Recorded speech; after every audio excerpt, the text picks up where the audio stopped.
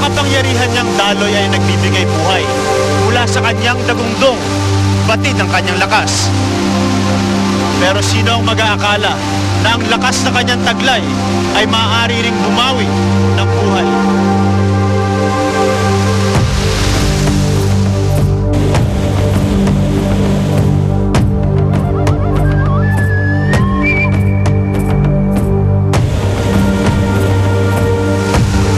Si Richard Gutierrez, samahan ninyo akong suriin, busisin at himayin ang anatomy of a disaster.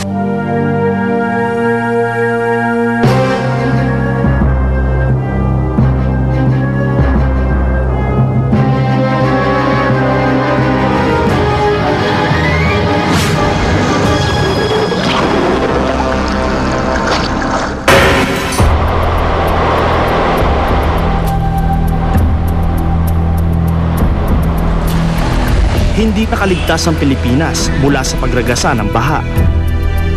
Nitong unang 3 buwan lang ng taon, binayo ng malalakas at walang humpay na ulan ang Visayas at Mindanao. Lumubog ang maraming syudad at probinsya dahil saturated ang lupa. Libo-libo ang nasalanta. Di pa man nakakabangon mula sa unos, kamakailan lang, muli na namang binaha ang Eastern Visayas. Leyte ang pinakanasalanta.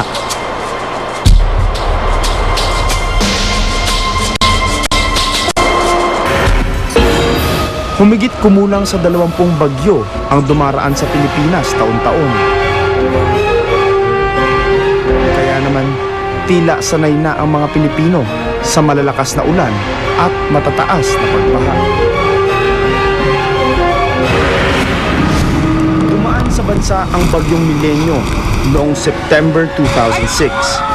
Tumitil ito ng 76 na buhay at nagdulot ng pinsala sa mahigit 60,000 pamilya.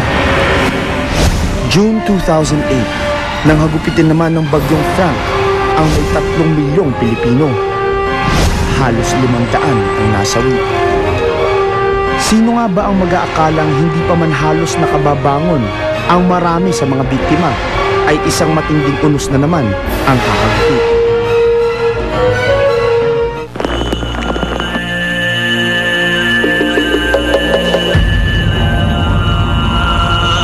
Ika-26 ng Setyembre ng nakaraang taon, isang buwang dami ng ulan ang ibinuhos sa loob lamang ng 9 na oras ng bagyong Ondoy. Ang sinasabing isa sa pinakamalupit na bagyo sa kasaysayan ng Pilipinas. Dahilan upang umapaw ang mga ilog ng Marikina at Pasig at ang Laguna Lake. Isang pangyayaring bumulaga sa publiko, ngunit hindi sa mga eksperto. Kasi 1919 pa, ang baha dyan, mas malalim pa kaysa Ondoy. Then 1970s, nagbaha dyan kaparehang ng Ondoy. So sinabi natin sa gobyerno noon na if you allow development, kung papayagan yung development mangyari dyan sa mga lugar na yan, gawin muna yung flood control, necessary infrastructure. And then sabi namin, 70s pa, ang flood control, drainage, 70% obsolete already. So that was 35 years ago, 33 years ago. Anong ginawa ng gobyerno natin for 33 years, 35 years? Taong 1975, isa si June Palafox sa mga arkitektong nagsagawa ng pag-aaral sa Metro Manila. Ilang mga lugar ang natukoy nila na high risk sa pagbabaha. Kabilang na ang Marikina Valley. Sa Manila Bay, elevation 0. As you go inland, aabot ng elevation 30 meters yata above sea level sa bandang Guadalupe, bandang Loyola Heights. Then, babagsak to the floor of Marikina Valley at sa Laguna Lake for about 6 kilometers long. Then, naakyat for about 300 meters sa Antipolo, Sierra Madre Mountains. So, makikita mo, parang palanggana. Basin talaga yung Marikina Valley at sa Laguna Lake. Itinayo ang Manggahan Floodway noong 1986 upang paagusin ang mga sobrang tubig mula sa mga ilog ng Marikina at Pasig papuntang Laguna Lake.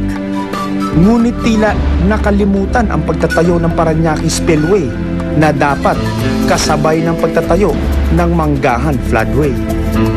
Ang Parañaque Spillway sana ang magtatapon naman ng sobrang tubig mula sa lawa ng Laguna patungong Manila Bay upang hindi rin ito umapaw. Ang mga lugar na tinukoy ng pag-aaral ni Palafox noong 1975 ay siya ring mga lugar na tinamaan ng Ondoy. Nang ibinuhos ng Ondoy ang napakaraming ulan, 10% lamang nito ang kayang hawakan ng mga ilog ng Marikina at Pasig. Ang 70% ang nagpabaha sa mga lugar malapit sa mga ilog ng Marikina at Pasig at nagpaapaw sa lawa ng Laguna. Halos mabura sa mapa ang 70% ng Marikina. 6 na bilyong piso ng mga ari-arian ang napinsala.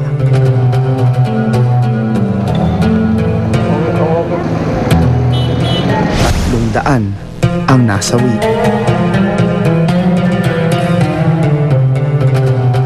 Kabilang na ang pamilya ni Alan Flores. Nung hinabot ko yung ulo, hindi ko maiangat. Huli na po nalaman ko na tinali pala ng asawa ko sa bewang niya kasi ayaw niyang mahiwalay. Mahal na po.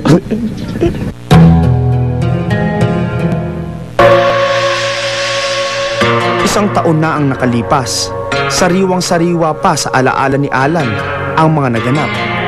Nagisigawan na yung mga kapitbahay namin eh. Kaya ang nangyari, dali-dali kami.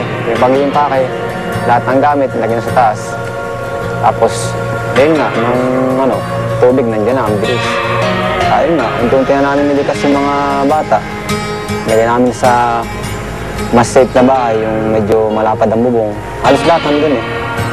Pero hindi namin inisip na bibigay din pala yun. Tapos, tataas din ng gusto yung tubig. Noong basta sa bahay namin, nasa ubong na ako. Umalis sa pagkakong sa niyog. Kasi nga nakatanya ako, ang bilin ko sa kanya, huwag kang alis sa niyog kasi yan ang magliligtas sa atin. Pero bago siya tumalon, nalisan ko siya ng lubid. Hindi ako ng maliit na galon. Nilagay ko sa dulo ng lubid. Tapos yung dulo, tinali ko sa puno ng kainito, inagis ko sa kanya. Kasi doon na siya nagkaroon ng lakas ng gabi tumalon eh. Ngayon, nung pagtalon niya, tumalon din ako, hawak kami ng mga langoy. Nagpanik na yung tao kasi bumigay na yung bahay eh. Yung iba nagtalunan, yun, tinamaan kami, hindi kami nagkahiwalay. Andun na yung sitwasyon na kailangan ko mamili eh. Yung panganay ko, yung bunso ko, yung pangalawa. Kaya mas pinili ko yung buhay ng asawa ko. Kasi sa amin yung bunso eh. Dahil hindi ko alam nakatali sa kanya yun. Kaya nung time na tumalon siya, yun nga, nagkahiwalay kami. Inaabot ko pa yung ulo ng anak ko.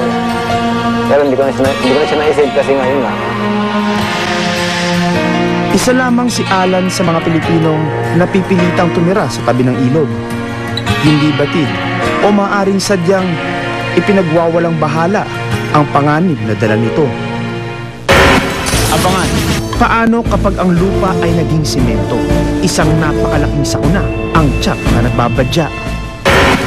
Ang dapat laman ng ating survival kit sa pagbabalik ng Anatomy of a Disaster.